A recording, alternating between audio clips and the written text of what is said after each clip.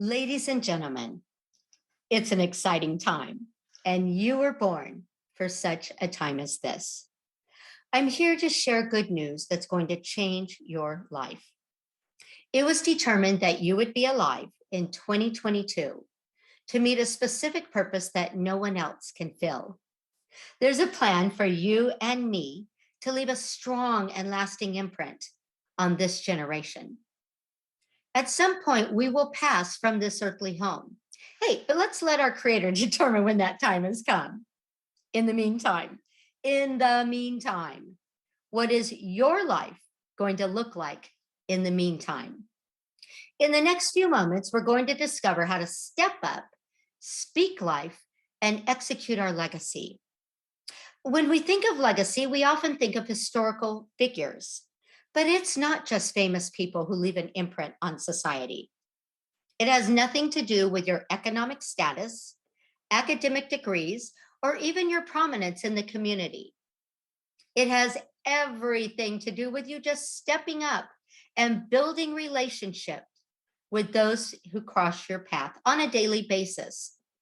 It's possible they won't even know your name, but after having an encounter with you, they will believe that you knew them. Last summer, I was acknowledged by a group that I work with, and it became comical as each one stepped up to the mic to share a moment of our year together. One by one, they declared that I was their best friend, that I had made them feel special, like no one else mattered. And they were sure I liked them best. And they're right. Each one of them is my favorite person. So, what does it take to make someone feel special? It's so simple. It's taking the focus off of yourself and placing it on those who come in contact with you. It's believing that everyone is important and deserves to be seen and heard. See, I believe that there's a reason for every person you encounter. I often hear someone say, "This was a divine appointment, a God moment." Well, truth be told, and write this down, every minute is a God moment, and it's your opportunity to speak life into someone else. All day long, we're barraged with tweets and posts on IG and FB and other social media sites that often cause harm to our fellow human being. Instead, I want to be remembered as a motivator, an encourager, someone who spoke life into someone else. Won't you join me in being a dream maker, not a dream breaker? But what is it that sometimes keeps us from even achieving this goal? Will you raise your hand if you, like me, have allowed yourself to become the victim of two thieves, regret of the past and fear of the future? So I know I spend way too much time regretting decisions I've made that have caused my life to come to a halt and stop forward progress. After 27 years of marriage, I didn't want to be divorced. Good girls don't get divorced. Pastors aren't supposed to be divorced. And with divorce came feelings of abandonment and rejection, feelings of brokenness that I still carry with me today.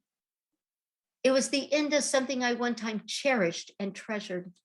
My life wasn't supposed to go that way, but it did. And perhaps you have a similar story. If not divorce, maybe bankruptcy. Wait a minute. That's part of my story too. Or some other barrier that's keeping you from moving forward in your life. Well, here's the good news. Today, we're going to tear that wall down. Will you just type into the chat, tear that wall down? Because today is a day of new beginning. But new beginnings don't just magically appear like lucky charms. No, if you want a life worth living, and I'm pretty sure you do, then we have to stop thinking about the mistakes of the past that have kept us in bondage and start looking forward to new opportunities.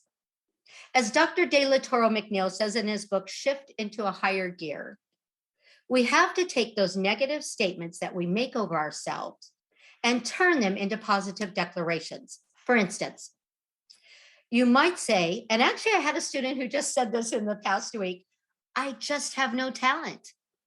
Instead, reframe that into, "I'm working on new skills to address that need." Now, I don't know what the negative statement is you make over yourself. You do. Chances are that you've even declared it over yourself in the past week. So I want you to work with me here for a moment. I want you to think about that statement for the last time.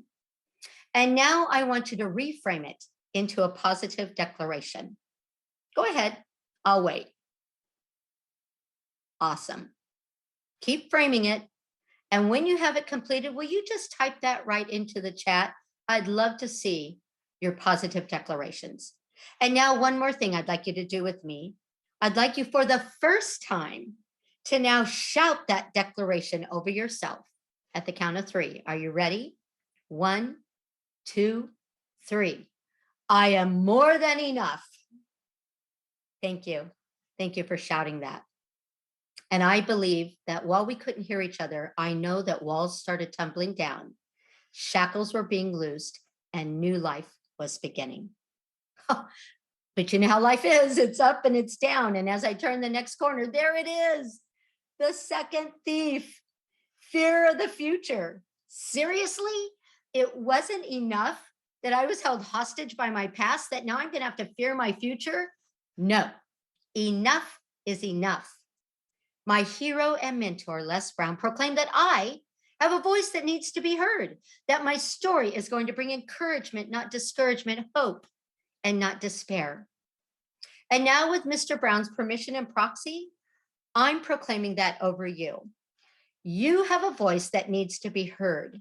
Your story is going to speak life into others. After all, as Papa Brown says, your voice is your superpower.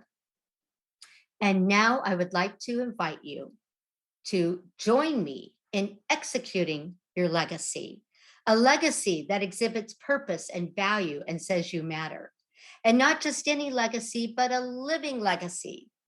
So that when your earthly time has come to an end, that your eternal legacy will continue on through the lives of those you've touched. Among the synonyms for legacy in the Oxford Thesaurus is the word gift. And I know I've always taught my children that when you're a guest in someone's home, that you leave them a gift. Well, I would like to suggest that as we venture through our day, that we view our interactions with each other as guests in each other's life. And that before you depart, that you leave them the most precious gift of all, a positive imprint of you on their life. As we bring this to a close, I'm just curious how many of you, like me, already have a headstone with your name on it at the happiest place on earth. You know where I'm talking about.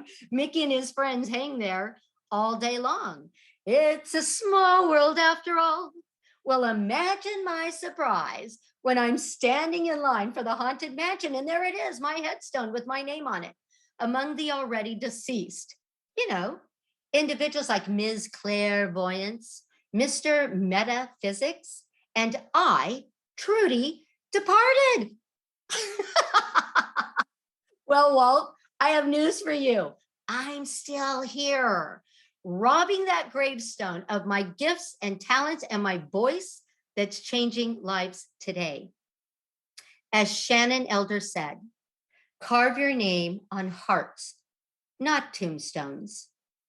A legacy is etched in the minds of others and the stories that they share about you. And now I truly do want to thank Mr. Les Brown for speaking so powerfully into my life so that I could speak into the lives of others today. But now I'm passing that baton on to you. Where are you stepping up? Whose life are you speaking into? And what legacy will you leave? This is Dr. TJ Naiman, and I'm really looking forward to partnering with you in helping you develop your legacy. So please reach out to me, and we will start to set your place in history today. Thank you. Thank you for letting me share in your life.